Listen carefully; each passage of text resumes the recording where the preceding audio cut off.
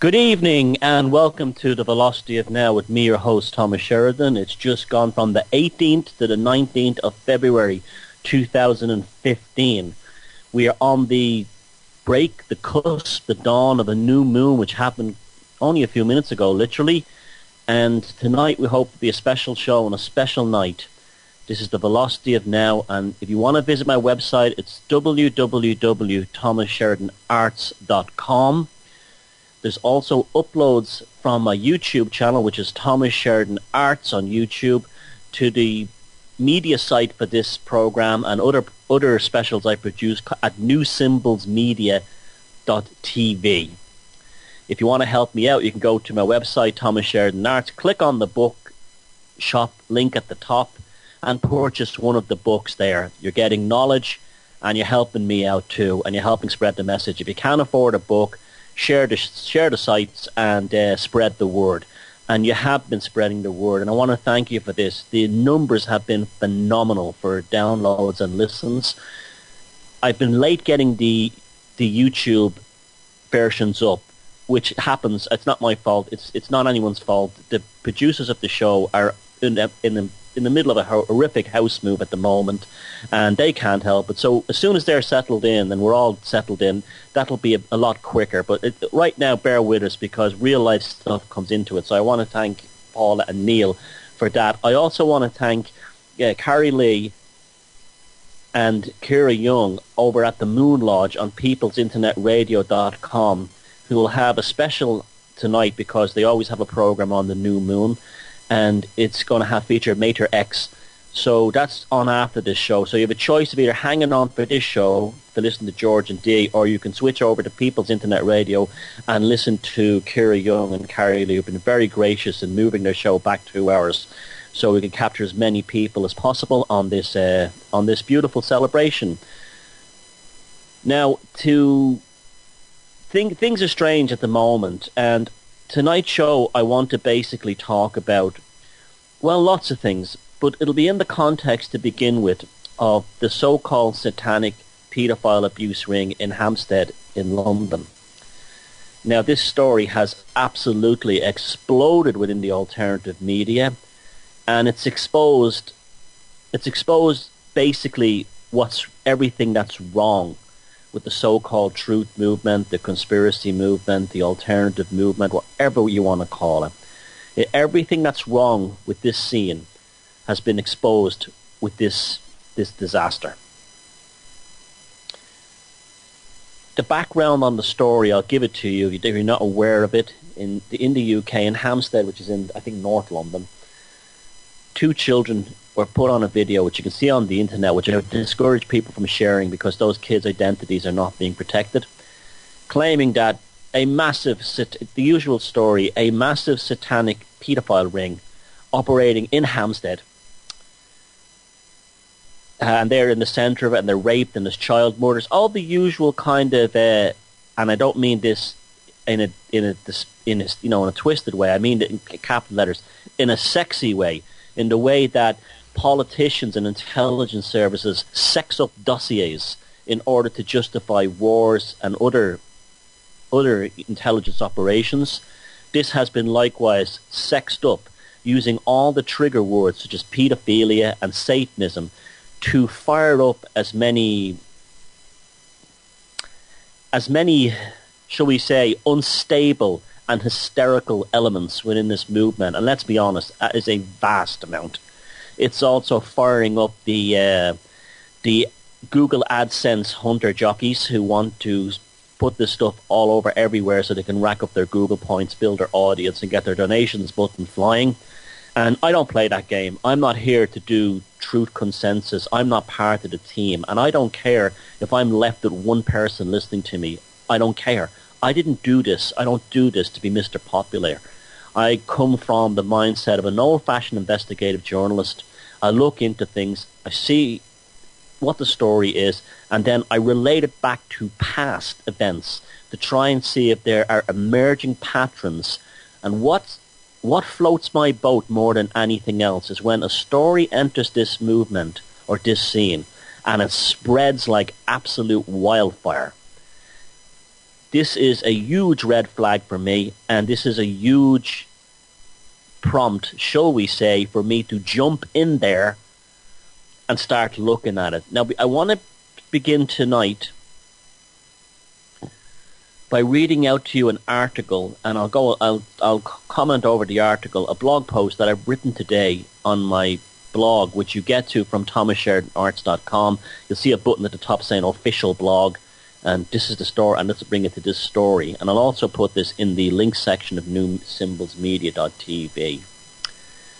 MI5 back in the engineered hysteria game again. One of the reasons I believe that the Holly Greig story, that was the story in Scotland from about, 7 or 8 years ago, it's been running now, of an alleged satanic paedophile ring again, and involving a Down syndrome lady. One of the reasons I believe the Holly Greig story is a hoax, apart from the fact there's zero evidence based almost entirely on an unsworn statement, is because it happened at a time when people in the alternative media were looking into the Dunblane genuine horror and asking questions the mainstream media were not asking. Now, what Dunblane was a horrific school massacre that happened in Scotland. And a person called Thomas Hamilton, who shows all the behaviour and traits and of a mind control slave, basically. He shot 16 children, young school children, and a teacher dead. And it was used, basically it was immediately used to justify gun control laws in the UK. At the time, Tony Blair was I think Tony Blair was the Prime Minister. It was going well until the British gun lobby contacted a journalist called Sandra Utley, I think her name was, and she wrote a book called Dunblane Unburied, and she asked some pertinent questions about Hamilton, his connections, and other individuals through basically an interesting connection of well-connected individuals going back to Hamilton and right to the Prime Minister's office. Tony Blair sealed the files for the usual 50 years or whatever it is. And the alternative media at the time was really getting results on this. They were really, really jumping in on this story, and it was getting into the mainstream. And then suddenly this thing called Holly Greig shows up out of the blue and spreads with the same psychotic wildfire that his current Hampstead abuse story is taking on. I'll continue in the article. I think, this is me quoting myself, I think the Hampstead story is being used to distract from something else which we were getting close to, and MI5 had to create some new bright lights of satanic sparklers and paedophile sprinkles in order to move highly excitable and hysterical types' attention away from something very real and dangerous to the establishment. Now, what makes me have this suspicion? More or less the same characters are involved in both these cases. A kind of network of interesting individuals, shall we say, who were behind the hyping up and the, shall we say, truther legitimization of the Holly Greig case are also heavily involved in this case. We also have the same wild hysteria and same reactions from the alternative media.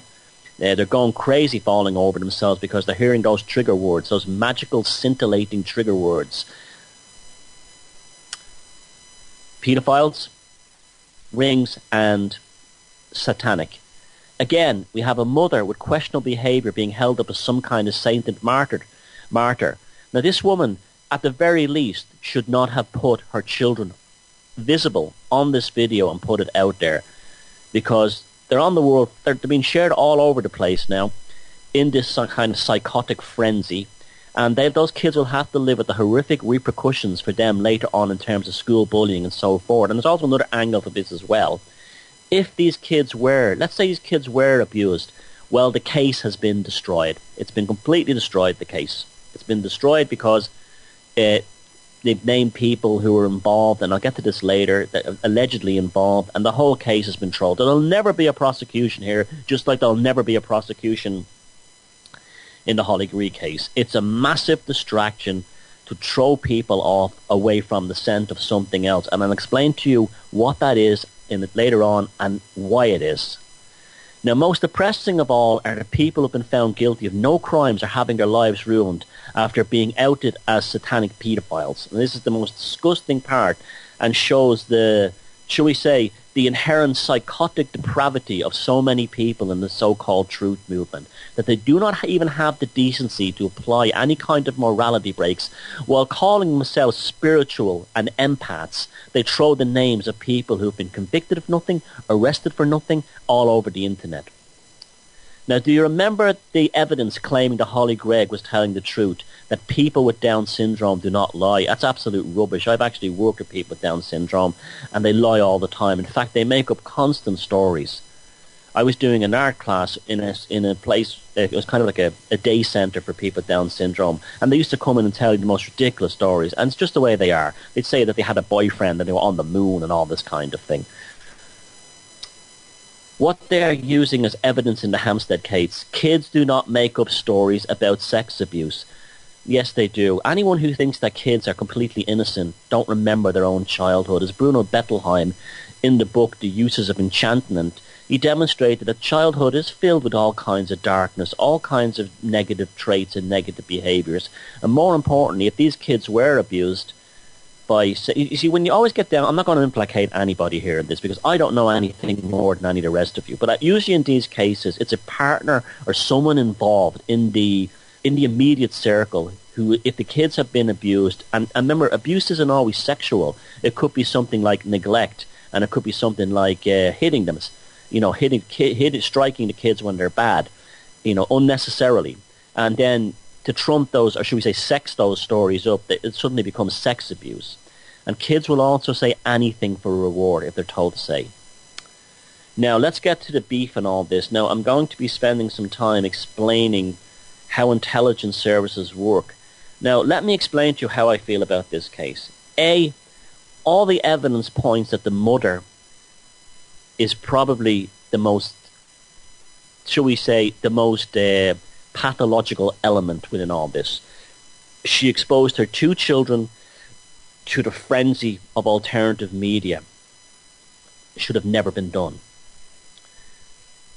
Secondly, if the kids were abused, and I'm not saying they are, and I was looking at the kids again video, they do look somehow kind of neglected.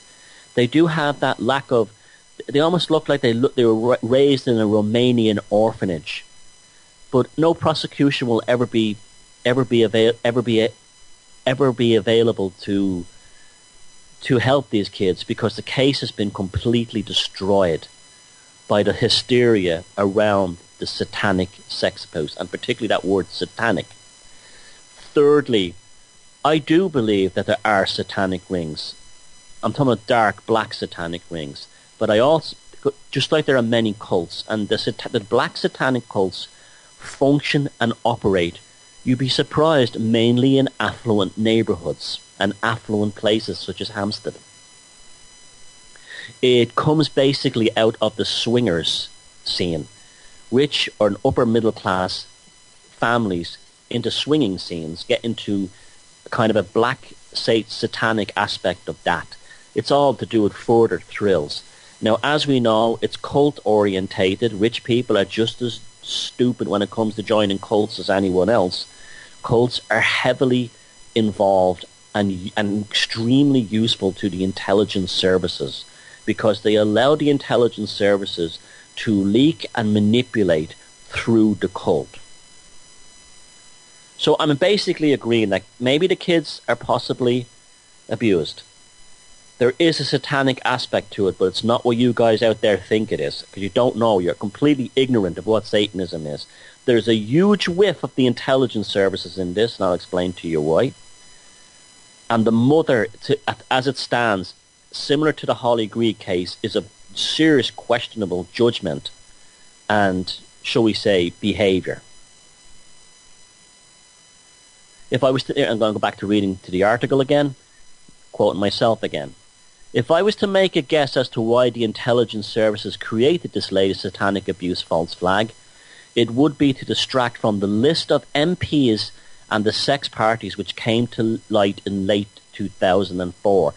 And this is what's happening, okay? The story went mainstream and the establishment were clearly very, very worried. It meant major newspapers carried it. I saw it on mainstream message boards.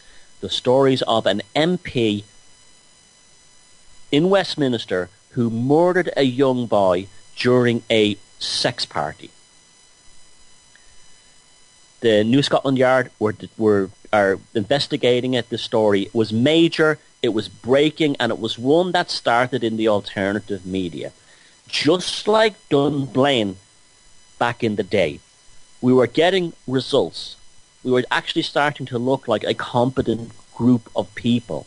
And then suddenly what happens? They throw in another hysteria-infused distraction.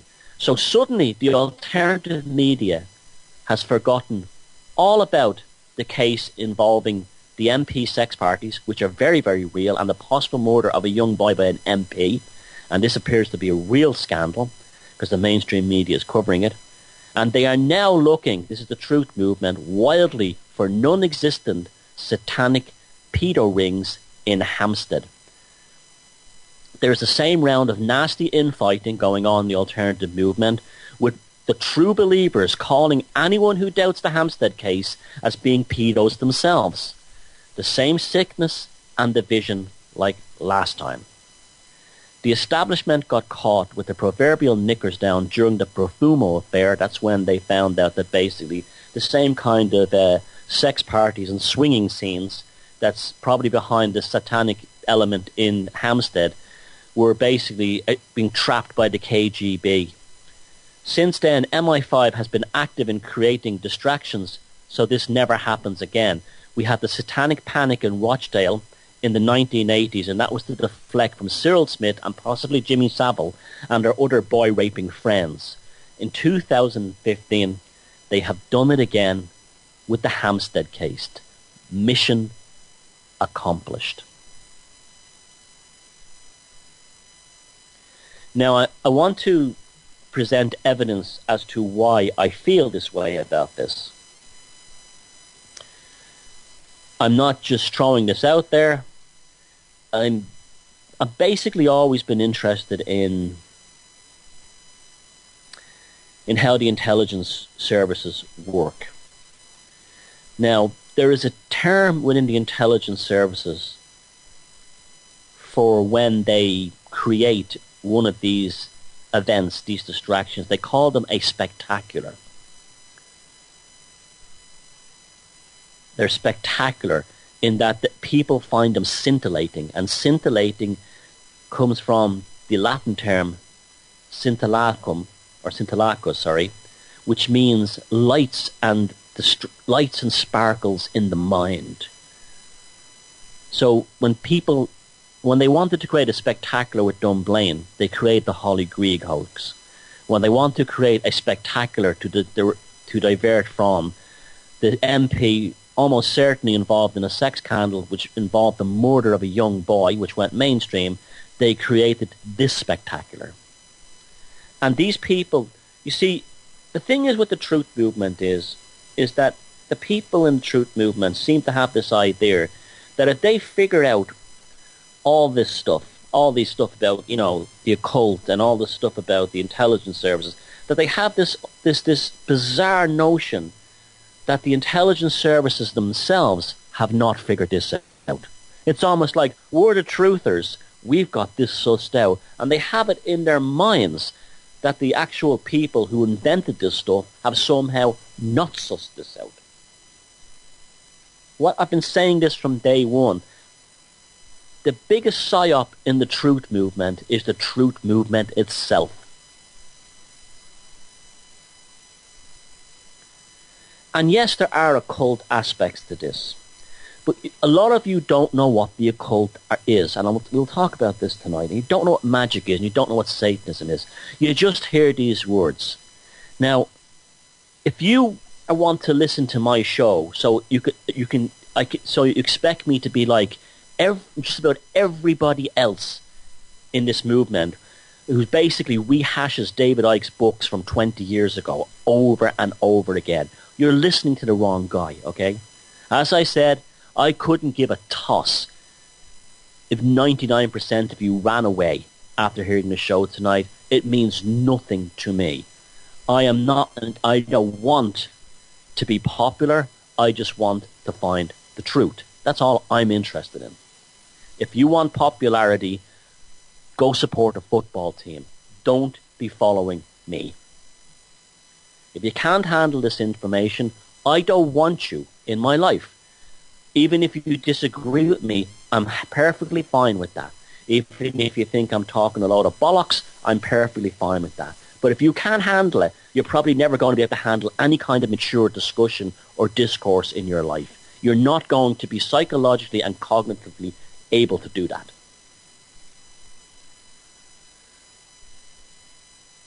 Now, let's talk about how the intelligence services function, okay?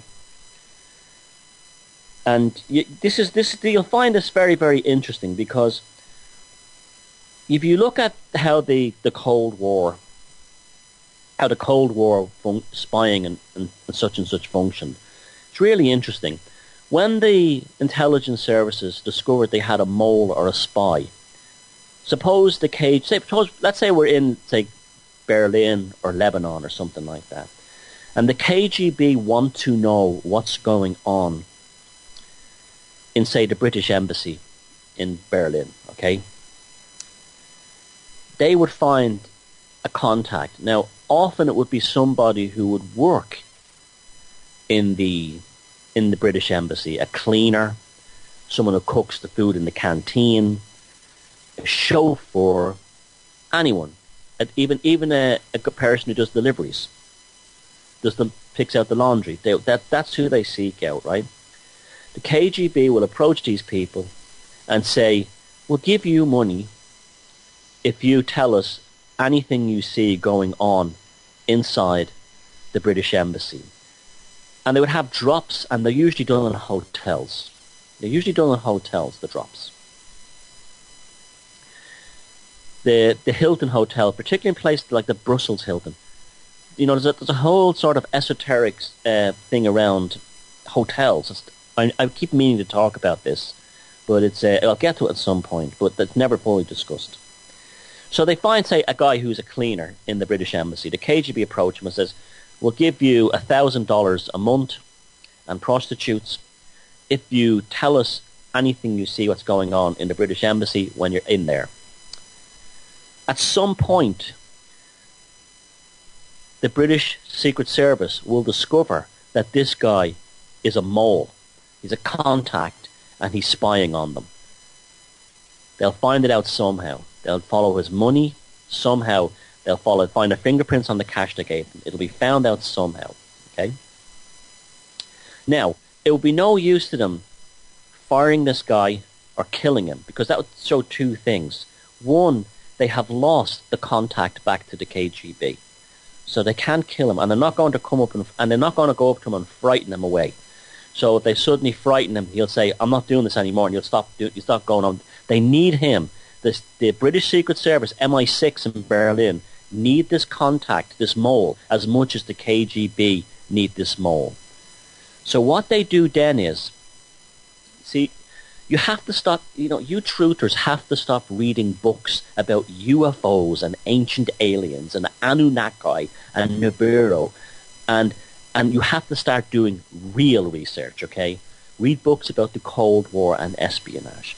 What happens then is, MI6, knowing that this guy was a spook feeding stuff back and forth, what they do then is they create a spectacular.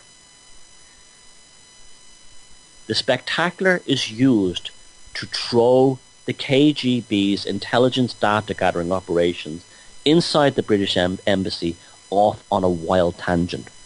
So what they do is, as this guy is visiting, they will start setting up something like a really flashy looking, but almost like deliberately flashy looking computer espionage listening system. A big parabolic dish will be installed on the back, a big aerial on the top.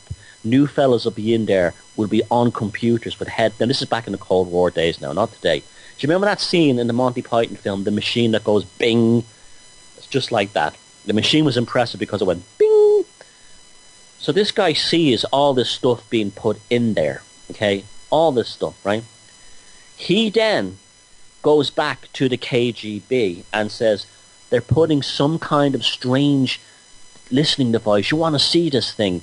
It's got like a big listening dish out the back of the embassy, a big antenna on the roof, and there's all these fellas with headphones on their heads beside computers reading stuff. Now that's all fake. That's all been done. So he'll send that back to the KGB. The KGB then think that this guy has given them some real information, and then the KGB think they have a super listening station inside the British Embassy. All they have is the machine that goes bing. That's all they have. Okay. That's the spectacular. Okay. So what's basically happened here is that through this spectacular, the MI6 agents inside the British Embassy have gaslighted the KGB by gaslighting the contact. By changing his sense of reality, they've changed the sense of reality of what's inside the British Embassy. In time, eventually, the KGB will realize that that's what this guy saw, a spectacular, pointless information, a pointless piece of theatre, and they were duped by the MI6 guys in the British Embassy. Then they'll drop the cleaner as a contractor, and then the police will jump on the cleaner and charge him with being a double agent. And that's how it works. So when they have somebody, when they want to create a distraction from, say, real espionage processes they were involved in, they create a spectacular, and then the KGB are gaslighted by the spectacular, and they stop looking at the real stuff they're really doing. A distraction, a psyop distraction. And these things, like the Holly Greig cake and the Hampstead case, both scream of that, because there are verifiable mainstream sources that we can point to the distraction from. What happened in Dunblane and what happened at the sex parties at Westminster. And the spectaculars are Holly Greig hoax and the satanic paedophile. And that's what the spectacular is.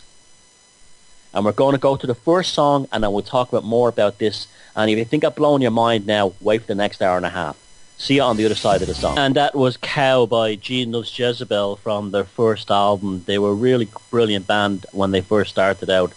And then Hollywood got their hands on them and turned them into a bad lipstick metal band. But that I always loved the guitar riff in that song, and I loved the style of vocals that they had. Cow by Gene Loves Jezebel.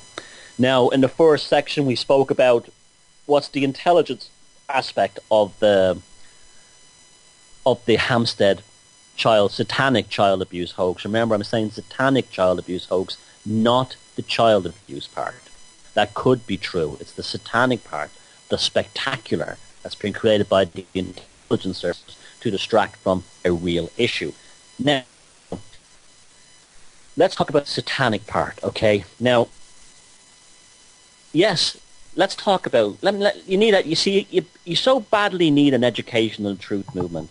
You start going on about. You watch sites about, and they show like the all-seeing eye, and they go, "Oh, it's Satan, the devil," and you don't even know what you're on about half the time, and everything is satanic. It's all satanic. Why? Because someone said Satanism, and Satanism sounds spooky. Ooh, Satan, ooh, like a movie. Ooh, it's a trigger word. It's a trigger. It's charm. When you see the word like that, what happens is you're subject to fascination. What fascination is a form of ritual magic. It comes from ritual magic. And what the fascination does is when you see the word or the charged sigil, say the swastika, okay, and you have a certain emotional reaction to it, the blood cells in your eye are the closest things, the closest blood cells to the surface of your body. There's blood vessels in your eye, and you can see the red in them when you have bloodshot eyes. So the fascination goes is, in ritual magic, that when the sigil, the word, or the hypnotist hits that blood recirculates back into the heart, and causes a emotional reaction which triggers hormones in the brain. Fascination. So when people see satanic paedophile rings, the blood vessels in their eyes are fascinated. It goes to their hearts. It fires off hormones in their brain. And they're enchanted. They're enchanted. Same when some people see a swastika or a hammer and sickle and a McDonald's logo or a Pizza Express logo. Okay. Firstly, I will indulge. Let's pretend I believe there is a satanic paedophile ring inside Hampstead, right? And I'm Mr. Truther, you know. I'm 47 years old. I don't have a wife or a kid. I live with my parents still because my wife left me after I'd spent the weekend watching YouTube videos and told her that the world was run by shape-shifting aliens, lizards, and she left me. And so I smoke like 20 spliffs a day and this kind of thing. And I watch YouTube videos all day. And that's I'm researching, okay? And I have all the answers. And so, I know what all these symbols mean because, well, I watched YouTube videos of someone else repeating something that someone else repeated going back to nothing, okay? So I get my map of Hampstead out, right? And I look around and I go, ooh, why Hampstead? Is Hampstead satanic? And then I look at where the Pizza Express is. And the Pizza Express is in a neighbourhood, a part of the town that's called Horse and Groom. They're grooming the children. And it's on a place called Heath Street. Ted Heath. Oh, Ted Heath, the notorious satanic paedophile, was outed many years ago as a child killer and abuser. Oh, folks, we're through the matrix here. Let me get Vigilant Citizen up and go giving it the five knuckle shuffle, getting all excited up for truth. I'm having a fucking truth wank here, okay? That's going on, right? That's me. That's another 2 FCC warnings for me, right? So then I look around further. Oh, across the way, there's something called the Hollymount Steps. Right across from the Pizza Express. The Hollymount Steps. And if you walk up the Hollymount Steps, you come to the Holy Hill. It's all Satanism. And then you can avoid the Holy Hill by going through the Golden Yard. It's a shortcut to the Holy. That's pure Masonic, satanic code. They're sending messages to each other. And then if I look down further, I see there's a place called Roslyn Chapel Hill. I've uncovered the satanic link. Worship me. Hit my website. Watch my YouTube video on the Reptilian Resistance 2012 channel, where I'll have music that goes dun dun dun dun dun dun. I'll have like really bad or the theme song from Requiem for a Dream, din din din din, and I'll have like a grey lizard's eyes, and that'll all come up, and it's a satanic Hampstead, and then a map will appear showing all these places. Oh, I'm the new Rick Clay. Oh, wow! And never for a moment do you stop and pause and think that just maybe the intelligence services picked Hampstead so you would find those locations and get yourself a truth boner. Not once would you think that. No, you're smarter than MI5 and MI6. You're really smart because you've outsmarted them. And I can tell you one thing, if Rick Clay was murdered over what he uncovered on the 2012 site, it was because he was starting to figure out that the whole thing was deliberately done for that reason to charge the sigil of the London, the Zion 2012 logo. And if the poor guy was killed, which I don't think he was, or committed suicide, is because he got to the real truth. The real truth was it wasn't a big satanic edifice. The real truth was that it was a big, huge mind game, gaslighting thing to get people concentrating on the Olympics for that purpose.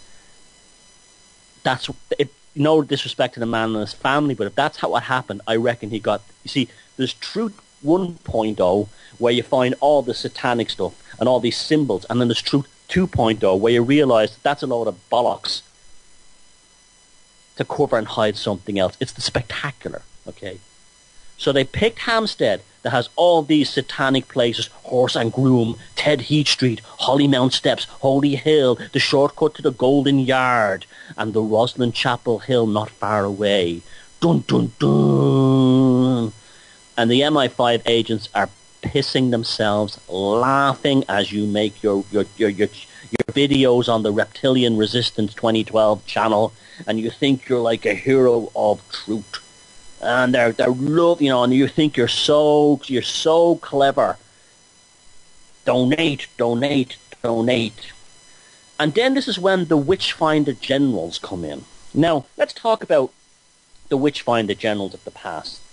In the 15th century, there was a book produced called the Malus Maleficarum, which is known as the Hammer of the Witches. And the book was used in order to identify witches, okay?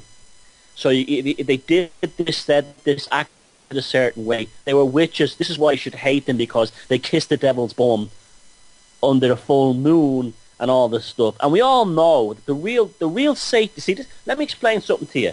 The real black magic is not what the people who've been accused of, but the ones who are the accusers.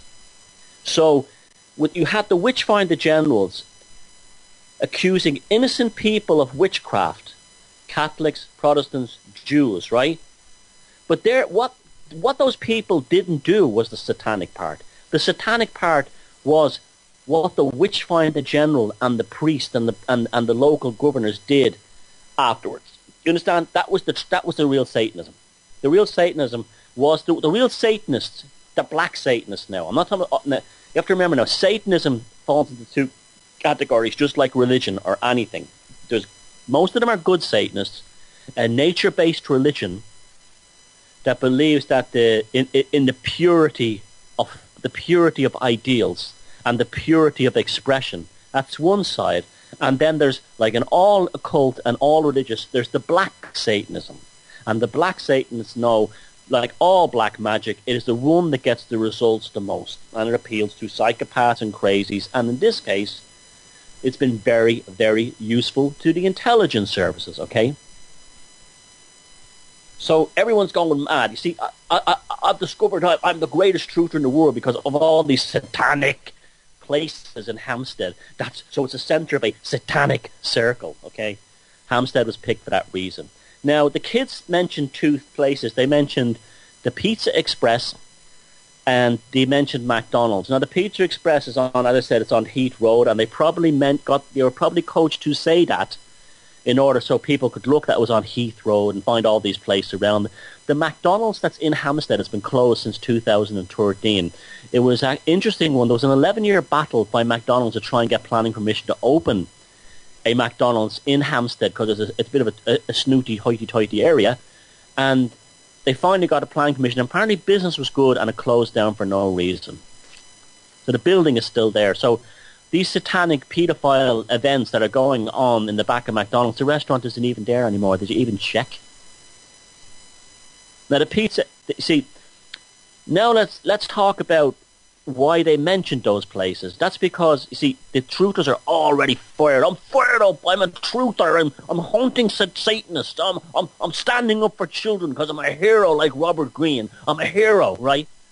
So anytime they know that anytime these types see a Pizza Express logo, they remember the satanic abuse.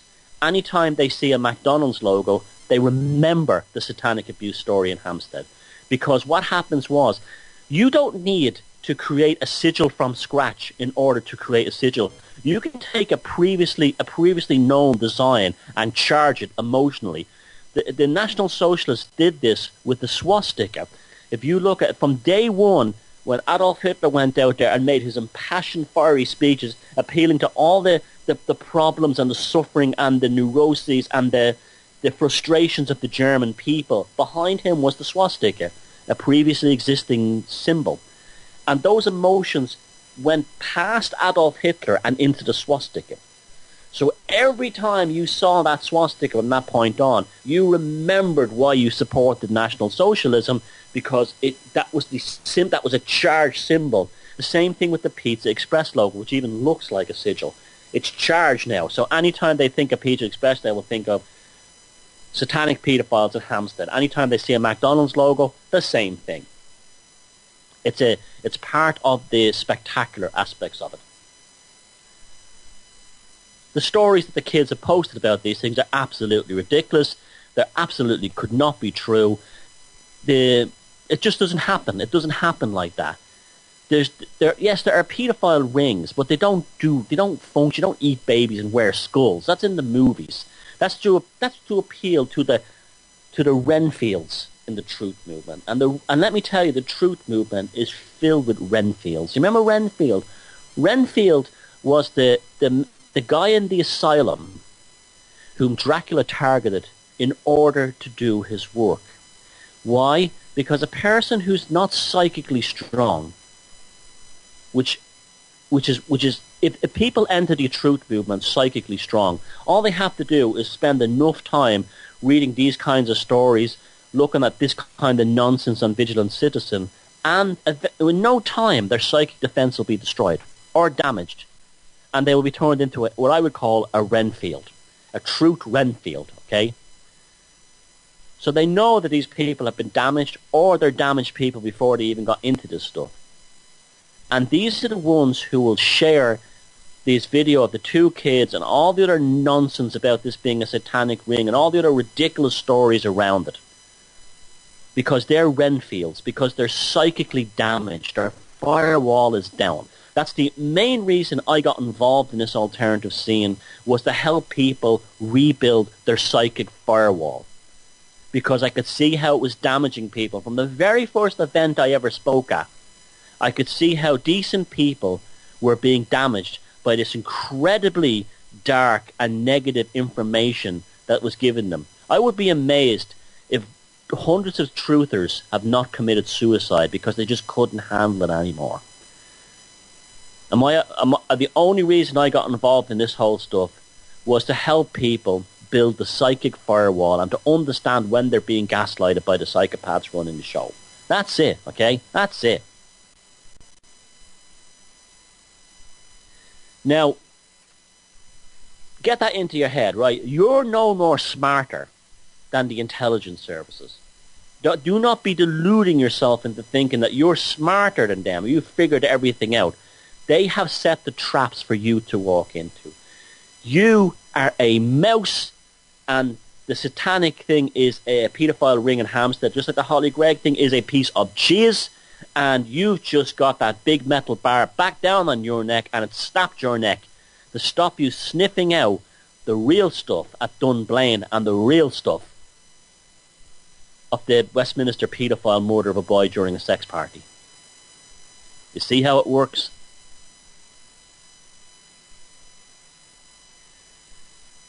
Now, as I said, the Hammer of Wishes, the Malus Maleficarum, we have our witchfinder generals in this movement. The guy who shakes the bones at the Occupy movement, he's a witchfinder general. He knows these are the bones of dead native children. Hula, hula, hula, hula. Ooh, spooky. And then you can actually see them in that video where he waves and he shakes the bones of the dead child at the people at Occupy. You can see the people at Occupy are visibly disturbed and shocked. This black magic spell is working. There are other witchfinder generals who have an element of hysteria as big as their donate button, where there are satanic paedophiles here everywhere. There are secret symbols. There are hidden messages. And we're going to hunt them down. And what is done to the people who get named on these lists, just like the ones in Scotland with the Holly Gregg thing in Inverness here, just like the innocent people in Hampstead, we'll assume they're innocent, the ones in Scotland, where they are exactly in the modern age treated the same way the witches in the so-called witches, innocent people in the past who were accused of witchcraft, were treated. In many ways, the truth movement could be actually called the hammer of the witches in the digital age. To fire up the psychologically unstable, the psychically unprotected, in order to hunt down the new witches, people who are accused of being in satanic paedophile rings in Scotland and London, in order to destroy. And the intelligence services don't care. And you ever notice no one ever gets sued in any of these things, and no one goes to jail. Robert Greene only went to jail because he did something truly despicable. But he broke the law, and that's why he went. Okay? But otherwise, the main players, and there's particularly this interesting circle of, shall we say, witch-finder generals, who come along with their own malus maleficarum in the truth movement, and suddenly they're there just at the right time. Oh, how interesting. They vanish, and then when a real story like that breaks, suddenly they're back again with a new satanic abuse story. And you all fall, you all fall for it, okay? Loads fall for it, and they get all whipped up in it. Just like the old days. There's no difference in the 21st century by innocent people having their names put on a list as being part of a satanic cannibalism ring than there was in the 15th century when the witch-finder generals went around with the malus maleficarum and said, these people are witches, I name them as witches. The same thing. The world does not change as much as we would like to think it does. Human beings are not that different than we were from our ancestors. We may have more stuff, but ignorance is the eternal disease that rots at the core of the human condition.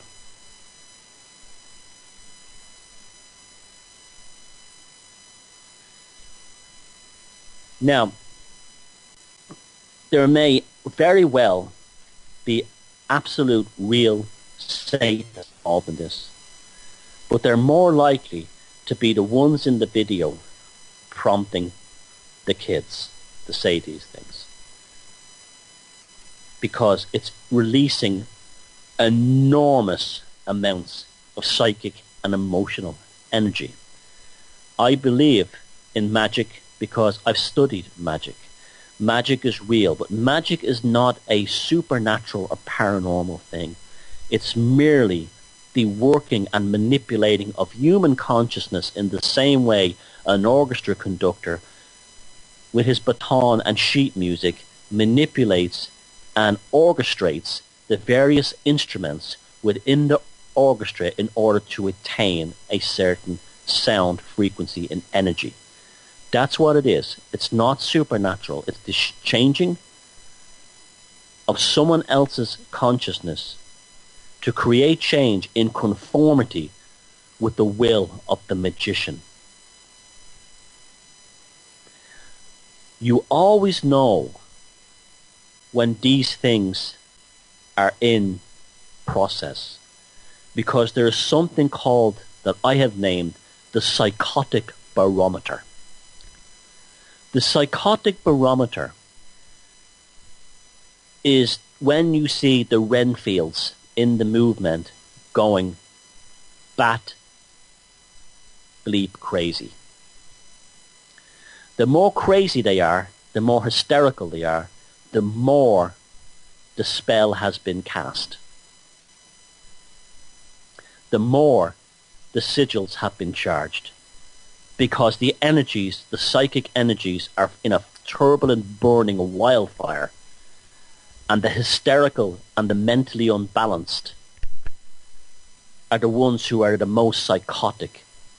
They're the ones calling anyone who doubts the story a paedophile. They're the ones who are typing in all caps one post after the next on social media. They're the ones who are in a state of absolute wildfire convulsions. And the last time that happened in this movement was the Holly Grieg case. And it's happening again in the Hamster case. This is a very good indicator of a disturbance within the psychic state. And there's only one thing that does that, and that's black magic. So yes, black magic Satanists who've taken the short path to power are involved and have probably been recruited, just like the intelligence services recruit cults.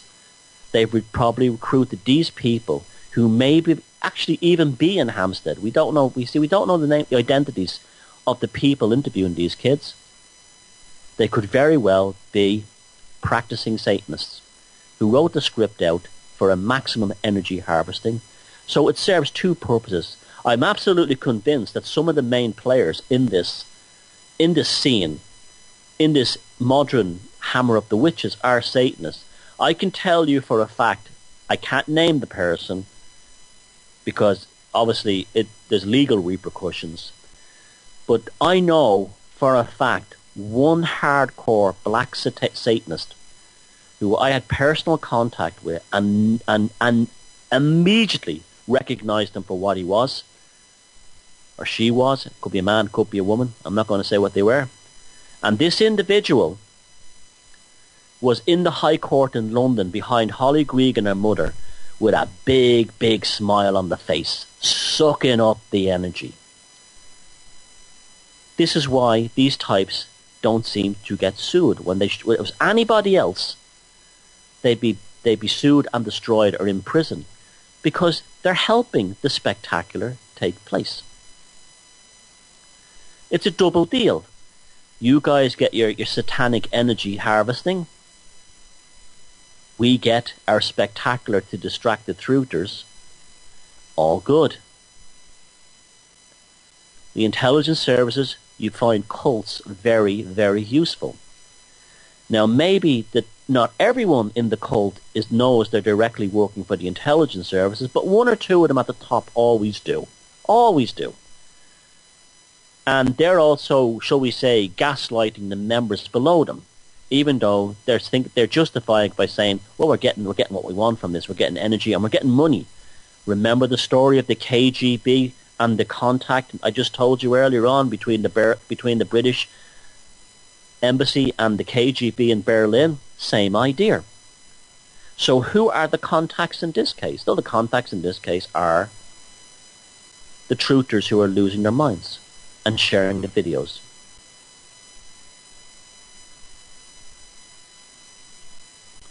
Oldest game in town. All you truthers, you think you're so clever. You think you have it sussed. You think you have been played into one trap after the other because the enemy of ignorance has been cultivated in your brain and it grows like an untamed forest inside your psyche. And the only thing you have to protect you, your psychic firewall, has been overgrown and riddled with weeds.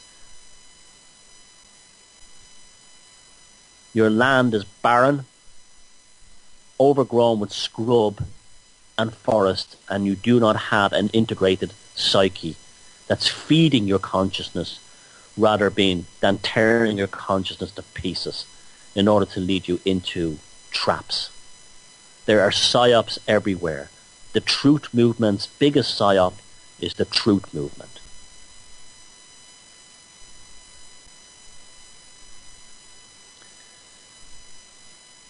Study.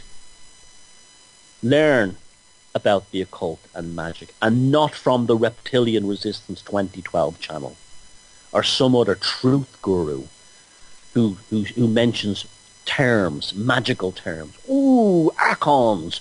Ooh, Saturn. Ooh, satanic. That's not an education. That's like going to McDonald's and claiming that you went to culinary college. That's what that is. Because you know what's inside a Big Mac.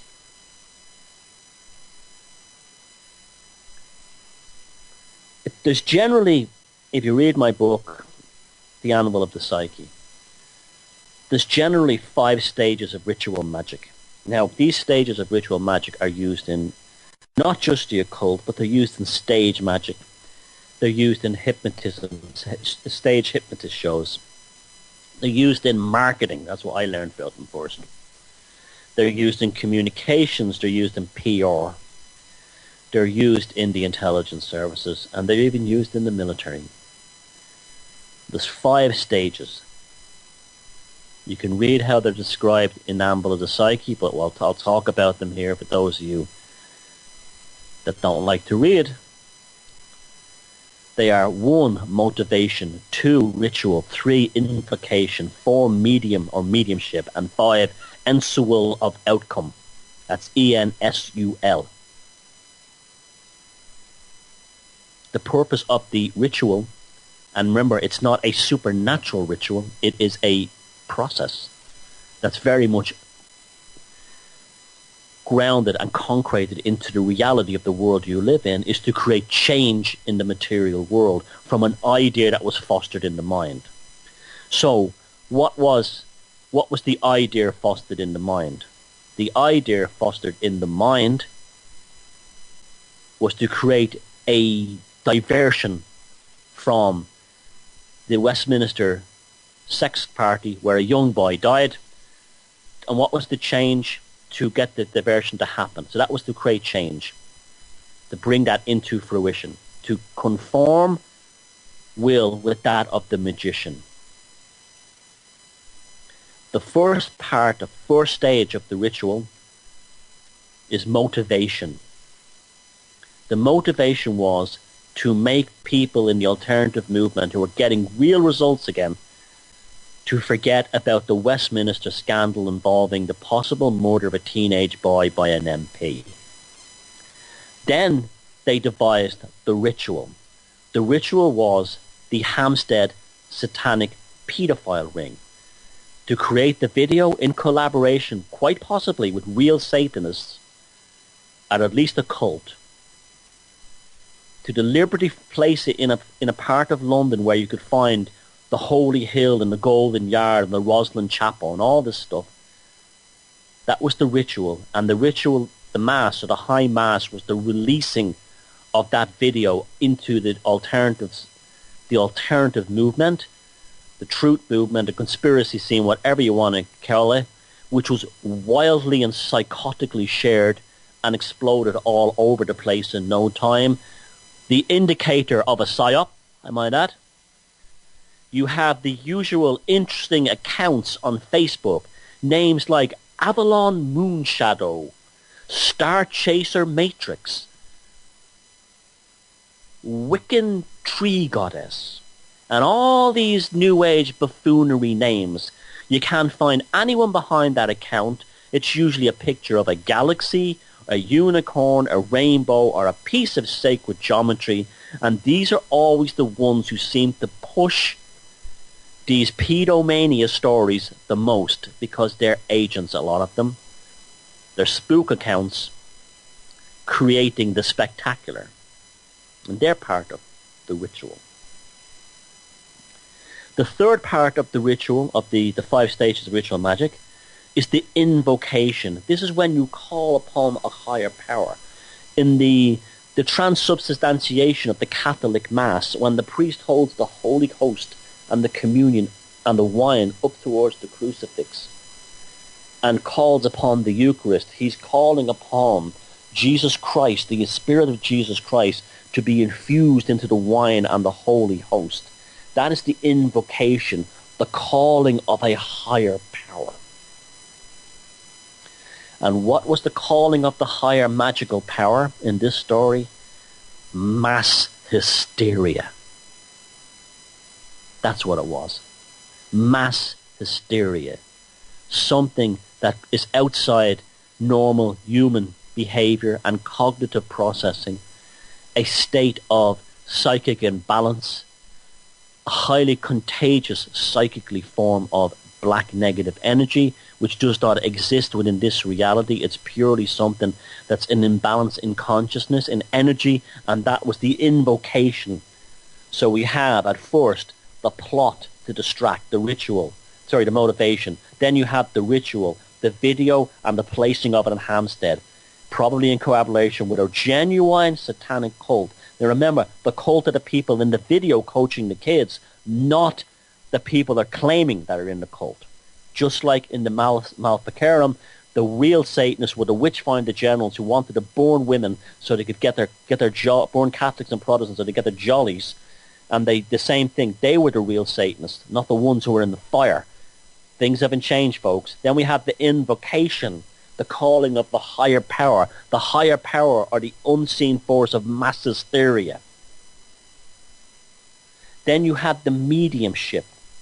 The medium or the mediumship was the internet, the Facebook, the YouTube, all these truther sites, all that kind of thing. That's the medium to spread the hysteria, okay?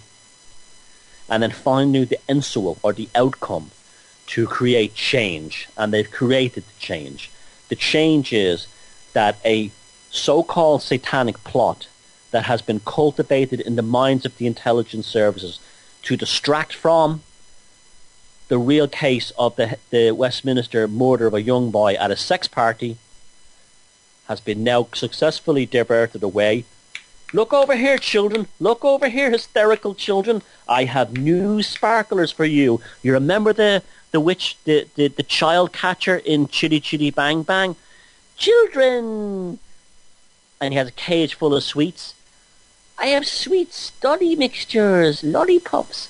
Oh, the colours of the rainbow. And then the kids walk into a trap. The sweets from your stranger is the hype and the hysteria and the sex words, the fascination. And that's the process that's worked. It works in everything. The 5 stages of ritual magic are screaming out of this story. And we're going to go to the next song. I'm not sure what it is. I'll announce it when it comes back. I need to get a drink of coffee. I hope you're enjoying this, and we'll come back for the second hour of the Velocity of Now. We'll talk a little bit more about this and a few other things. And please stay tuned for the second hour after this song. Thank you, Paula. And welcome back to the second hour of the Velocity of Now. Me, your host, Thomas Sheridan. I've just been told that we're breaking the listenership records tonight. The place is hopping, and thank you very much again for staying involved and being part of this discourse, because it means a lot to me, because I actually say I'm very much enjoying doing this show. I like the fact that I have built up an audience of people who are true real thinkers, and even if they don't agree with me, at least they're willing and mature and adult enough to stay along without calling me a Satanist or a witch or anything, any other horrible name, because they don't have to face the reality of their own stupidity. Now, someone asked, during the break there, someone asked me, why is there 5 stages of ritual magic? Well, it was in Crowley's theses on magic. Well, see, Crowley was good in the sense that he was very... what he did was he got a lot of magical text from going back centuries, basically in the Hermetic text, and he basically said there are 5 stages of ritual magic. And this is what they are. And he basically showed the different canons and the different schools of the occult that they came from. And it's pretty common. In the European, well, it's not European, it's actually, again, Middle Eastern. But in the Necronomicon, there's a part of in the Necronomicon, the redrafted version by... what's his name? Oh yeah, Eliphas Levi Zahed, and also John Dee, where they pointed out in the history of magic, which is that there's the AE Waite version, which is from 1963, that there's 5. They're called of the verse signs, and the purpose of these signs is to protect the magician. Now, the first sign is the sign of Bjor, which is the one that the heavy metals. Oh, that's when you see you're so ignorant out there. Sorry, you just are. And you have a picture of George Bush and all these celebrities doing that one where they have what they call a throwing up a Baphomet, where the 2 middle fingers are down and the thumb is not grabbing the 2 middle fingers. It's slightly, the thumb is pressing on the second finger slightly under the index finger, and that's called the sign of Bjor. And the purpose of that is when you enter in the magical circle, you must put that sign up there. It's almost like a tribute to the demon world. Now, people are saying, what's he on about? No such thing as demons and all this kind of stuff. he says there's not. He says there's demons, and he says there's jinn, and there's the evil, and he says all this stuff, and but he don't believe in satanic pedophiles. You know. No, listen to me. Just listen to me, okay? I don't know why I do the Russell Brand voice when I'm invoking a moron, but it just seems right. When I said earlier on that magic is not supernatural in that sense, you see, what the purpose of the magic ritual, whether it has candles, bells, invocations, standing in the circle, robes, darkened lights, jumping around the fire, shaking the bones, what the magician is doing is creating a pure stream of psychic energy that's focused. That's what that is. And so the ritual helps them do that and helps them feel comfortable. The magic circle is just a drawing on the ground. It's not a force field against demons. Now, demons are, I don't know what demons are. There could be an aspect of human consciousness, a broken aspect, and to protect yourself. And when they say, I'm protecting myself from demons when I enter into the magic circle, what they're doing is you're protecting yourself from madness, from fear. And so you throw up the sign of war. What do you think is a satanic symbol that you see them all? And that's to protect you as you enter the magic circle. I'm going to quote here directly from the Necronomicon. Ooh, Sheridan's a Satanist. Praise Jesus. Holy Jesus Christ. He's going to read from the Necronomicon. Oh, my Jesus. Lord Jesus. Hey, Lurleen, can you get me another 64-ounce iced tea with 35 sugars? Oh, Jesus Christ. Get my guns and ammo. Okay, I'm going to read from the Necronomicon, right? Of the fair signs. The most potent signs shall be formed with thy left hand when they imply them in rites. Ye first sign is that of Vor. It is the nature in it be the true symbol of ye old ones. Make ye thus whenever you would supplicate those that wait beyond ye threshold. That means that out the calling of higher powers. Ye second sign is Kish, as it breaketh down the barriers and upon ye portals of ye ultimate planes. In ye third sign goeth, ye great sign of Noth, which sealeth ye gates and guardeth ye pathways. Ye fourth sign is that of ye elder gods. It protected those who would evoke ye powers by night, and it banished ye forces of menace and antagonism. Note, ye elder sign hath yet another form when it is inscribed upon ye grey stone of Nyar. It serveth to hold back ye power of the great old ones of all time. So basically, when you enter in the magic circle, you sign of Vor, you sign of Kist, you sign of Noth, and ye elder sign, done with the 5 fingers. And that's probably the origin of the 5 stages of ritual magic. So basically what I've just done then, in the second hour of this show, I've entered into a magic circle and I've given a kind of a salutation to the old ones, the demon world, not to attack me. So I'm giving you guys an education. You see, that's why I'm telling you to read my books. Read The Anvil of the Psyche and Walpurgis Night. I explain the whole magical process there through the history of National Socialism and even marketing and public relations and movies. Get yourself a real education, okay? I don't make this stuff. I don't pull it out of my backside. The source material is decades and hundreds of books of my library, going back studying years. Sheridan, he quotes from some book of Necronomicon. He's a Satan man. He's a devil man. He's a devil man. I'm going to make me a video of the devil man. You know yourself. Anyway, that's that. Now, that's all I'm going to talk about the Hampsteads thing for tonight. And the rest of the show, we'll go back to our normal broadcasting. But that's just to show you that you've been played into a trap. Don't get played into a trap ever again. And you're no smarter than the intelligence services. And watching all the videos on the Reptilian Channel 2012 doesn't make you any smarter. Sharing articles, destroying a child's life, 2 children's life by sharing their videos. In closing, I believe that this has been created as a distraction from the Westminster sex party where a teenage boy was murdered.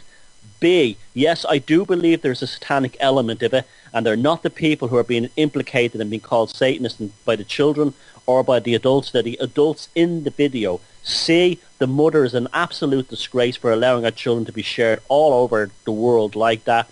That the repercussions for those children will have for the rest of their lives will be appalling. She comes across as an absolute piece of work. Fourthly, this is, I think, yeah.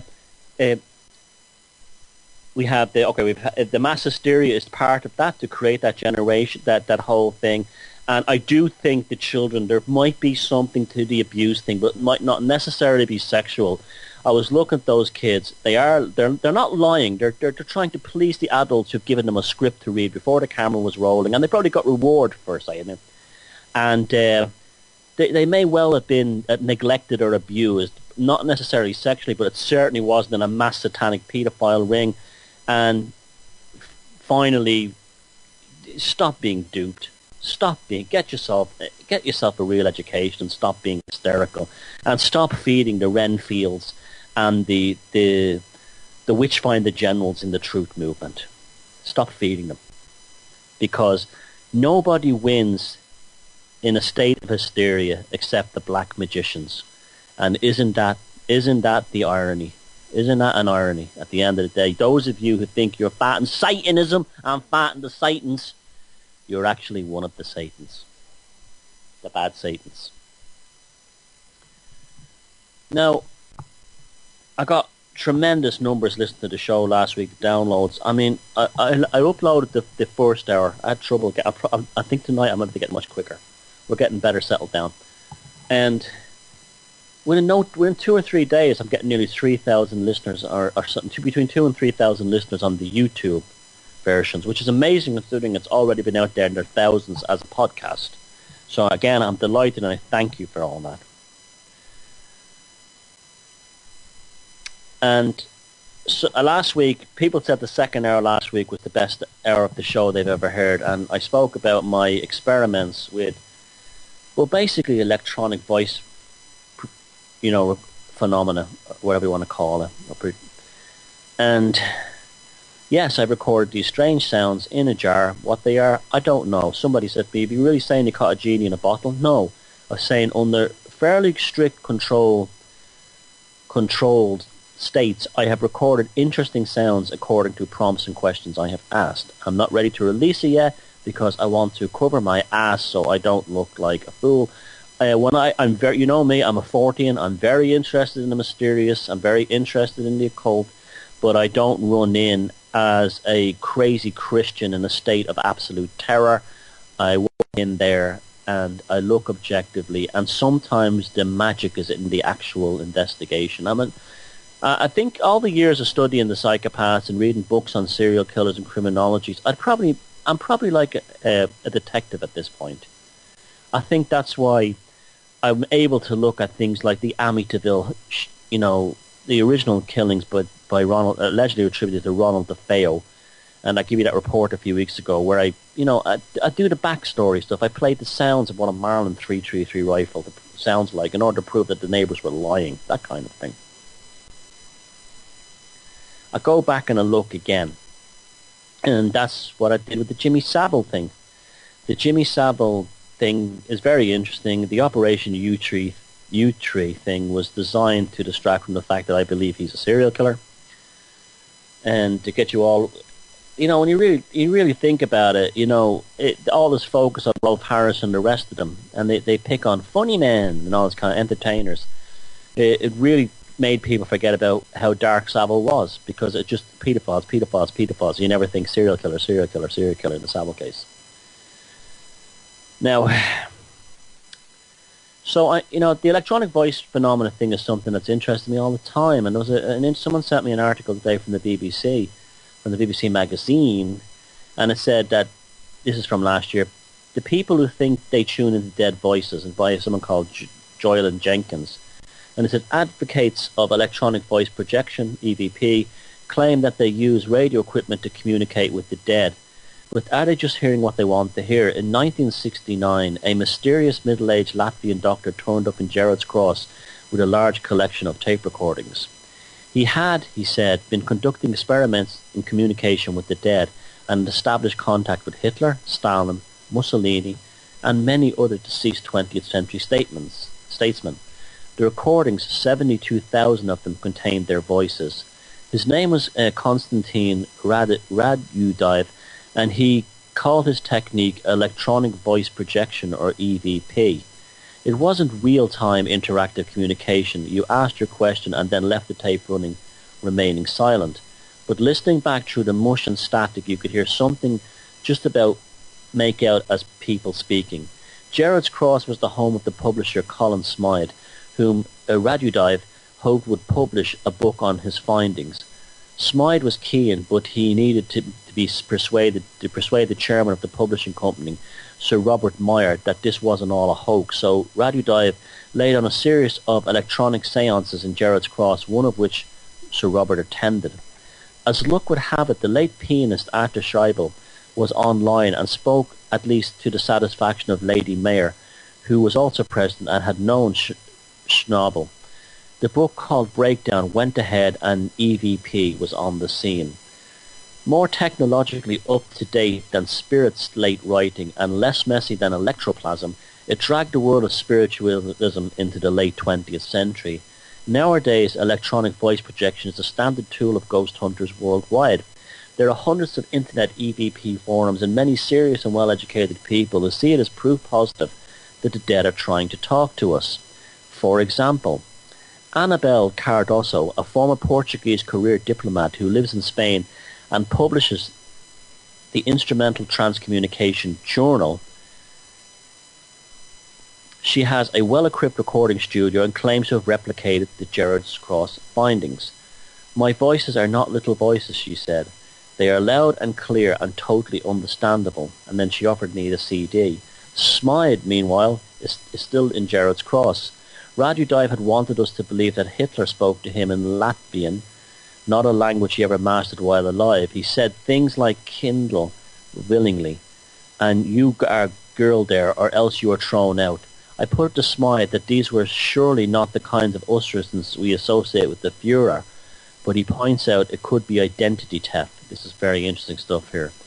A communicator is not necessarily going to be truthful.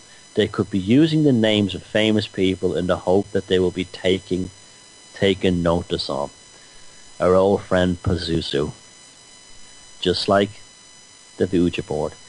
These voices on the other side will tell you anything you want to hear, and they will be anyone you want them to be. So Raduyev was a clever man. This is probably why he was so successful, than that he wasn't assuming it was Hitler. It was identity theft. Something else, maybe even himself or other people in the room projecting their psychic thoughts. We're doing that. This is why if you're involved in any group or any individual that's getting messages from a Ouija board or is channeling, get the hell away from them. These people are incredibly dangerous. They're lying or they're psychotic, and they will lead you to the gates of hell. And you can always tell that they're liars in that they build a smear campaign and cult of wild psychotic enablers around them, and instead of actually holding their stuff up to test, what they do is they attack non-believers. You can always tell a liar, a spiritual liar, by how they attack non-believers. So what has happened to the Raduyev tapes? In a storeroom in Smythe's house, almost impossible to get to for boxes, we finally found 7 1/4-inch reel-to-reel tapes, probably unplayed for 4 decades. And on one was Raduyev summoning up the dead. According to a book published at the time by Smythe's partner, a Russian voice on the session said, "Stefan is here, but you are Stefan. You do not believe me? It's not very difficult. We teach Petrus, but on the tape there is nothing, just a hiss." Well, you see, the reason why the sound could not be on the tape is because we know that audio tape, it deteriorates and loses its magnetic flux over the years. the tape is it's coated with ferrous oxide, which is basically iron filings reduced down to a microscopic level.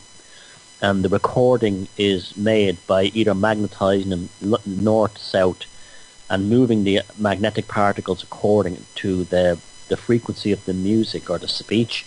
Now what happens is, if you have tapes from the 80s and old cassettes, or even good quality old master tapes from your old recordings years ago, it's the worst way to store them. But what happens is that those magnetic particles, especially if they've been not stored in a good environment, and it sounds like these radio dives were not stored in a good environment, the magnetic particles, they just basically they dissipate and they lose their magnetism. So just to say they only hear hiss doesn't mean that those hiss only heard in the original tapes. There very well may have been a voice at a very low level, but because of the dissipation of the magnetic charge of the tape, that has been lost. Back to the article. On another occasion, the broadcaster Giles Brandreth was present when Radio Dive produced the voice of the late Winston Churchill, speaking what everyone present agreed were the words of land and hope of glory. It was credibly Winston Churchill, Brandreth remembers. But when we listened to the recordings of the tape, he had to agree that it sounded nothing like Churchill. It was far lighter than the familiar, gravelly voice. Maybe it's a young Winston Churchill, Brandreth suggested, or a Churchill impersonator. But who impersonates the young Churchill? We couldn't think of anyone. When Cardoso's CDs arrived, I was disappointed in that the voices in Spanish and Portuguese were not really very clear. According to her translations, they said things like, that there is a rabbit on your head, but Cardoso was, like other EVP investigators, definitely recording voices. So what's going on? The simplest explanation is that the electronic voice projection voices are just stray radio transmissions. Usually they are faint and masked by static interference, that it's hard to make out what they are saying, and EVP investigators has to interpret them for you. This is not a bad theory. Remember, we live in a world of electronics now, and for a long time now, even before Wi-Fi, there was, electromagnetic frequency, and sound waves can travel tremendous distances, especially if there's a lack of solar energy or solar projections from the sun.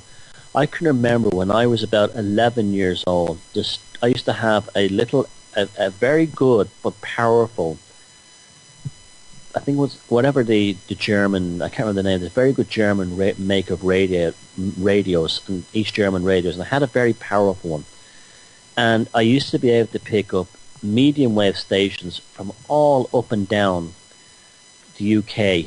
I lived in Dublin at the time, late at night, and sometimes I'd hear from the Paris, I'd hear over into Germany, and then one night for about 15-20 seconds, I picked up a station in Rhode Island in the United States. It came in, it gave the call sign, the DJ's American voice, and the song was played, and it was the beginning of Sir Duke by Stevie Wonder, of all songs, and then it vanished. Now that shows you how far a radio wave can travel. If the conditions are right, if the transmitter and the electronics disturbance in the atmosphere is so, it's less than normal, a radio wave parts of it can project, so that can project very far distances. So that's not an unfeasible thing. But people are recording these sounds now on digital recorders, so that now rules out the electromagnetic frequency, because they would not record the voices like that. Banks has also an ongoing project called the Rorschach audio.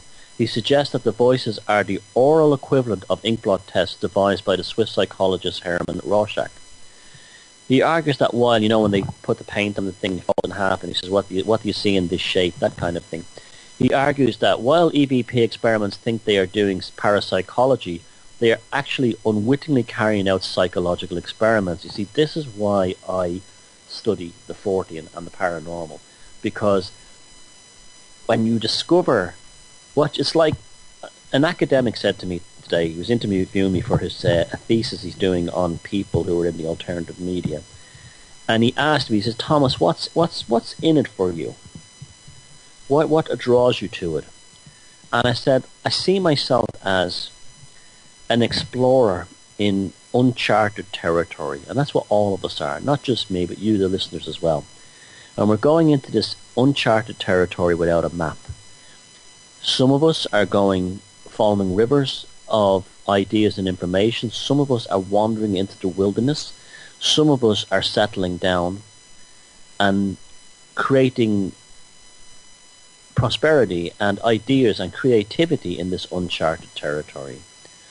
And I said, that's what I'm doing, and that's what draws me into it. I want to be an explorer. I couldn't, in this day and age, it's impossible for people to become, shall we say, Lewis and Clark's or Stanley and Livingston, and or Edmondson and Scott of the Antarctic and the Arctic. Those days are over. The new landscape of uncharted territory is the psyche, and the truth movement. I explained in the first hour of the show what the truth movement is at its absolute worst. Well, at its absolute best is what I'm describing now, is that it's a voyage of discovery in order to locate the El Dorado which lies inside every one of us.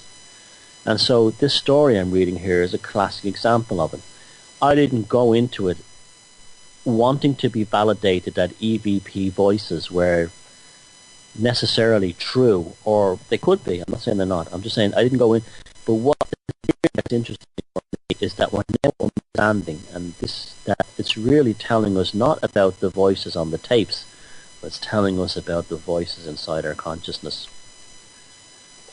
It's really a psychological experiment. So we've gone into the uncharted territory and we found something in there we can now begin to draw a landmark map to. And that's what makes me being involved in this scene so much fun. I love the uncharted territory and I love going in with the clean slate.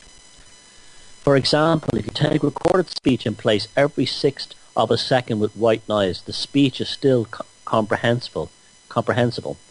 But if instead of white noise you use silence, it's much harder to understand. We are naturally well adapted by evolution to imaginatively reconstruct speech against a noisy background.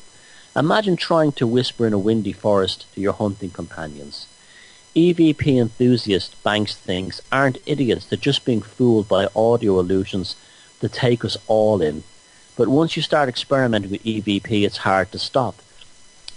After Breakthrough was published in the radiodyed progress from voice captured on tape to voices coming from animals, in particular a budgerigar, or that's called parakeets in America, called Pitsu, interesting name, who spoke at the voice of a dead 14-year-old girl.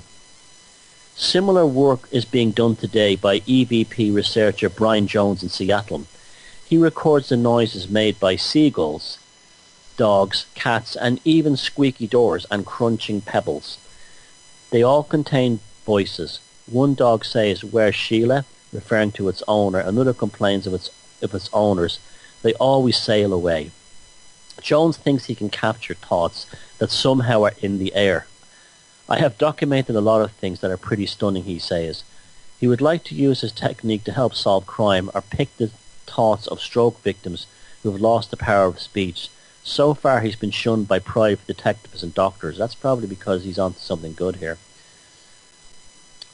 But the EVP community really want to believe they're onto something, and many of us find the idea of communicating with the dead so tantalizing, so appealing, and yet so elusive that it's easy to see how normal psychological mechanisms can be co-opted into making us believe in the unbelievable. We're always told that it's this and then we enter it, or it's that and then we enter it, with that assumption. So when people heard voices, and say in the spiritualist movement, you had Harry Houdini. Now Harry Houdini is often misquoted. They said that Harry Houdini, the great escapologist, spent his life exposing fraudulent mediums. He did, but Harry Houdini was not was not anti-medium. He actually believed that there were people who could actually get messages from the other side. Houdini was just, shall we say, filtering out the bullshitters, up under FCC warning, filtering out the charlatans, because he believed that there was something to this. And Houdini was not closed-minded. Now, Houdini arranged that before he would die, that he would leave a message, and he would try and contact his wife from the other side on particular dates every year, and he never did. And it's quite a moving tape to listen to his wife saying "Good night, Harry," when after he doesn't show up. But the thing is that when we depart this mortal plane, there is an assumption that on the other side we're still human beings. You don't have vocal cords on the other side. You don't have anything like that. So that was what made the medium part more believable, because the medium, if you were sort of a disembodied spirit on the other side, you could enter into the body of the medium and use their vocal cords or their hand to write out things. But you can't project a voice onto a tape recorder if you don't have vocal cords. It's simple as that. But I do believe there's something to it. I think there is. We're in the psychology thing, but you see, when these things are approached by people who are materialists, and they only believe in the mechanistic function of the universe and the scientism type approach, that science as a control mechanism can only explain everything, and the non-material simply doesn't exist. Of course, the non-material exists. I tend to believe. See, this is why I'm taking time getting my own experiment out there. I want to make sure that that's not my mind projecting into that microphone inside the jar with the sigil inside it, which I put inside Lisheen House, a place notoriously for its haunted. And whatever haunt it is, I've been in this place, and it would make the hair stand on the back of your head. Bricks were flying off the building at me. And it is also a magnet for occultists, and rituals go on in there.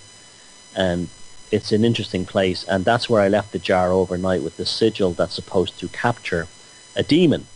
And I sealed the jar with wax and oak, brought it home, and the microphone is screwed through is running through the lid and directly into the jar, and it's not swinging, it's held in there, and then that's then sealed up with cement, fire cement.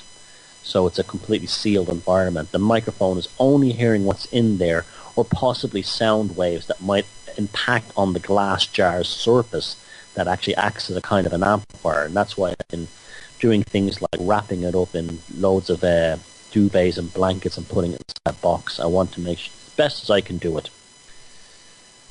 So, or is it me projecting? I don't know, but I'm interested. Do I believe there are other forms of... See, this is what people have asked me. Thomas, do you believe there's other forms of life form? Yeah, I do, absolutely. I believe there's other forms of consciousness. Our ancestors were right about the fairies. They're not lying. They were telling the truth. It's just been trivialized. If you look, you see, people, they call them the fairies in this part of the world, and they lived in fear of them.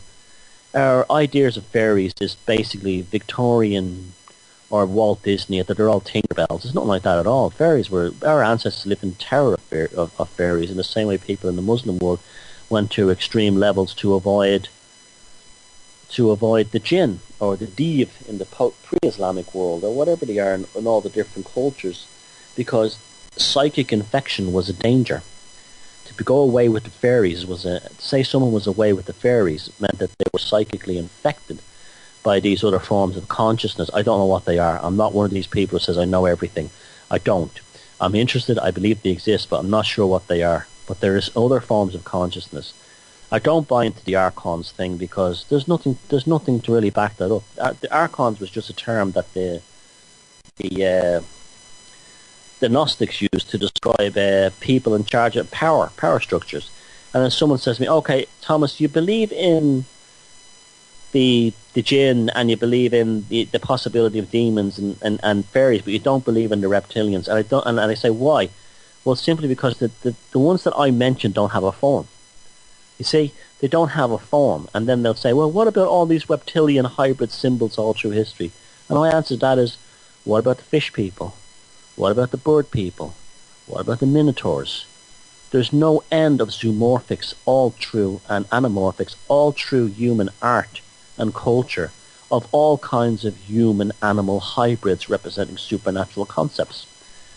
Men with wings, we call them angels. Bulls with horses with human bodies, we call them centaurs. Fish people with human bodies, fishy tails, we call them the Selkie or the mermaid. Why single out the reptilian? Our ancestors weren't literally talking about a reptilian being. What they were talking about was an idea. They were encapsulating a psychological idea in a piece of art. The problem is that people don't learn anything. They don't understand art. This is one of the things I want to do on this show going forward, is I want to teach you how to read art, how to read symbols, and how to read archetypes. The most ridiculous one of all is this current, the Saturnalian one. It's so ridiculous, the Saturn worship and the Saturnalian thing in the truth movement, that I'm almost convinced it's another psyop that was fed in to cause quick chaos. Apparently it's got something to do with a cube on the top of Saturn that is actually a hexagon, right? So that's somehow it's a cube, and those black cubes they have all over the world in public sculptures are temples to the Saturnalians and all this stuff. It's just, it sounds good, and it's also kind of annoying to me because by far Saturn is the most beautiful planet in the solar system. And I've seen some ridiculous things. Even a bowler hat is a representation of Saturn. I mean, this is the kind of being in the Saturn cult and all this stuff. There's no evidence to back it up. It's just been made up, and it just sounds good, and it's one more esoteric nonsense go nowhere thing. If I could find any hard proof for it, I would. There's no way. There's no reptilians, and also these other things require you to go into the world of aliens.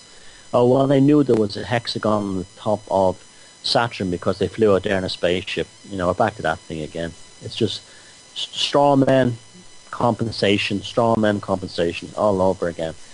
There were these beings, these jinn and so on the other side, are not physical beings. They're not actual shapes. They don't have a shape. Now, they could enter into the bodies of humans or animals, and I believe that's actually what a lot of demonic possession is. And I even think at some level that's what psychopaths are. But they're not reptilians. They're nothing like that. There's none of that stuff going on. They don't have a shape. They don't have a form. And that's what's ridiculous about the idea, that they actually have a shape and a form. They don't. They have no shape. They have no form. These are just encapsulated ideas brought forth in an artistic representation to help you, our ancestors, understand the concept, to pin it down. You see, remember, in the past, most people were illiterate. They couldn't read and write. So an image or a graphic was used for that purpose instead. That's why there was so much work put into illustrated manuscripts, because the actual pictures were so big. It helped, if you had an illustrated manuscript talking about the witches, well, most people couldn't read that, but there'd be a big stupid picture of all the women lining up to kiss the bottom of Satan. And so that's why the illustrated manuscript contained these drawings, to help convey the image. And because we're assuming that people in the past had the same level of literacy we have today, that they took those things literally, quote unquote, they didn't read the text. The person would say, there is a demon in this world and here's what they look like. Or there's a demon, there's a reptilian shape, and this reptilian shape symbolizes the bad behavior that you're up to. And it's interesting because that could be connected to the reptilian cortex of the brain. And then he would point to the reptilian, he would point to the horse, the minotaur. This would deal with things like sexuality. There was all kinds of symbology, is a better term to use, and archetypes shown through these art, but they weren't necessarily that. And this is, for me, is the beauty of this stuff, is that exploration. Because if someone says they're reptilians and they're from another planet, then it's case closed. And a wall has been drawn around your psyche saying to you, they're reptilians and that's it. And therefore, do not explain anything else.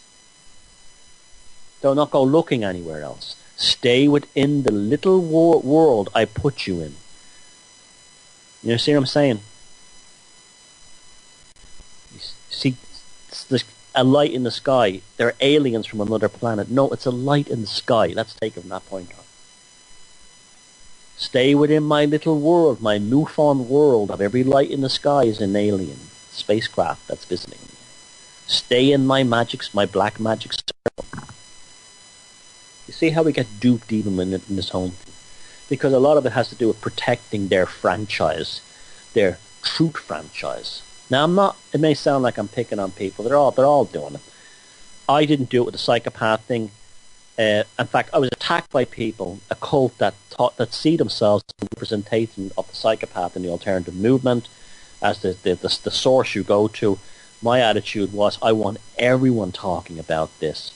I don't even care if I'm never remembered for bringing the psychopath stuff out once it's out there. And that's why I gladly help people who are, taking the baton from me and running with it and going that direction, because I want this information out there, and I don't necessarily have to have my name attached to it. I'm reaching around here to grab a magazine, and we're in the land of synchronicity.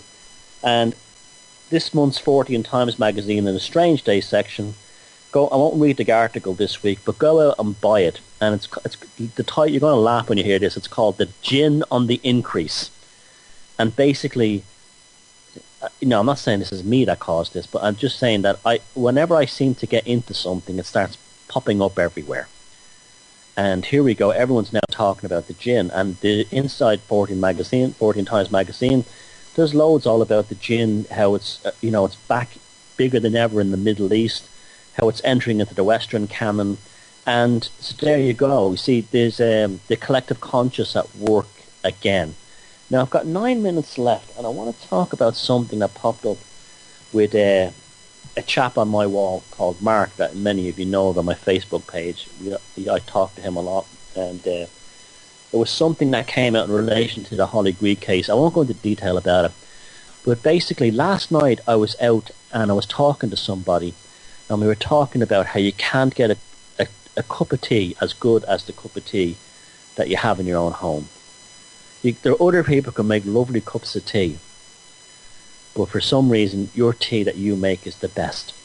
And by the same token, there are people who make tea and it's truly atrocious. I think it's a lot to do with the Dr. Emoto concept of the energetic particles of a person going into the food. They love you, the food will be delicious, and you'll know it.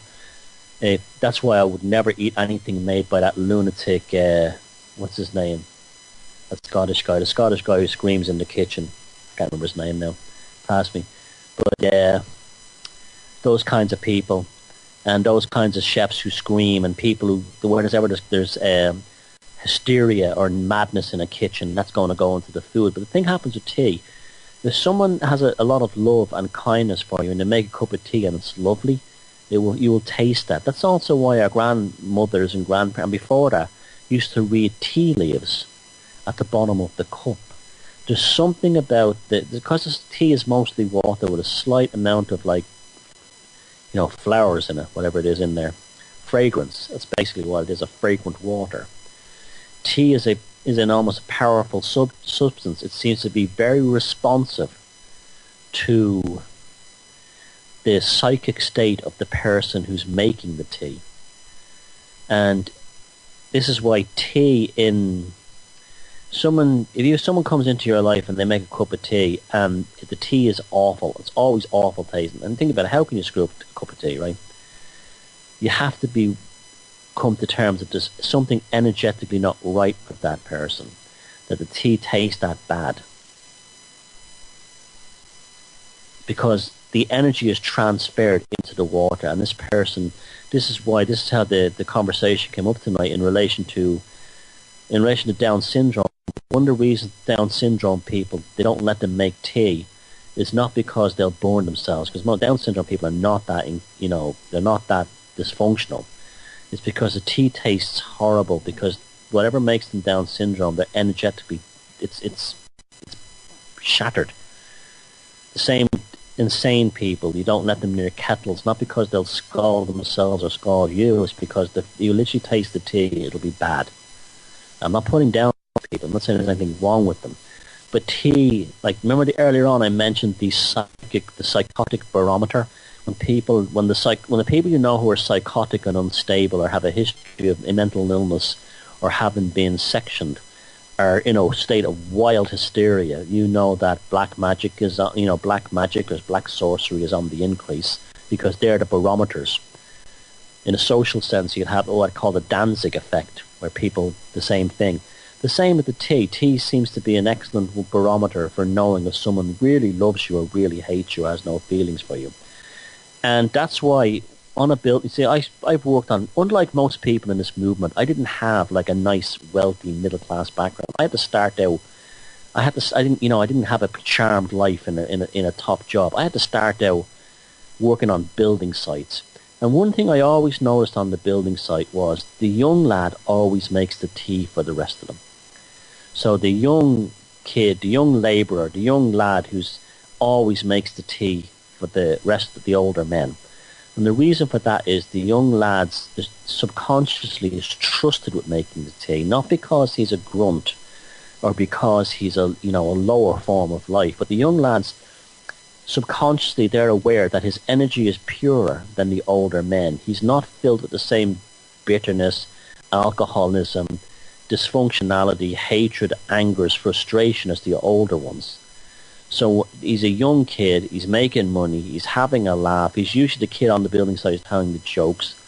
And it's an interesting thing when you're the young lad on a building site that you find very quickly that you're protected by the older construction workers. They protect you. They look after you. It's almost like you become a surrogate son on the building site. Now they do play harmless kind of practical jokes on you, but there's no malice in them. And you're always the one who makes the tea. And the reason why you make the tea is because subconsciously you're the purest one. If they were to make the tea, it would have the horrible taste of all their frustrations, angers the night before out drinking. I tell you, you can learn an awful lot by working with Irishmen on a building site. An awful lot. You can. When you go around, like the olden days, like you went to England, you saw the paddies on the building site. I tell you, if you were to go with, or even New York, if you were to go work with those people, you would get an education that you wouldn't get anywhere else, because it's almost like being in Lord of the Rings or something like that. And I got a hell of an education in working on building sites as a kid growing up. But yeah, I was always being made to make the tea, and it was always the same thing.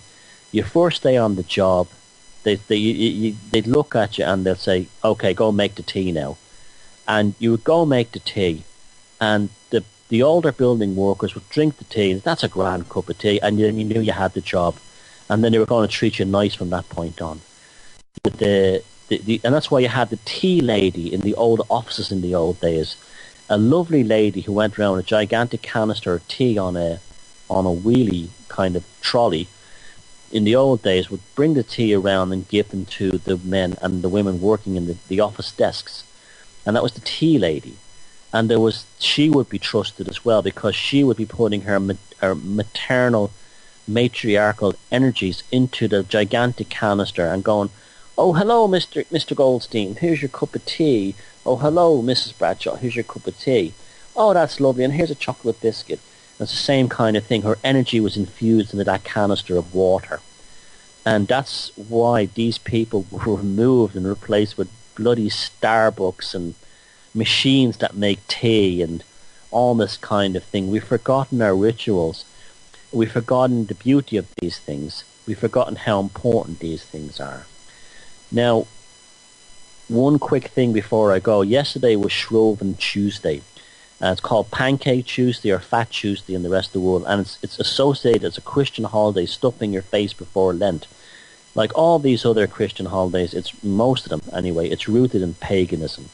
Yesterday was a pagan holiday where you ate pancakes, and you're still supposed to be eating them. You're still supposed to be. It's not just that day.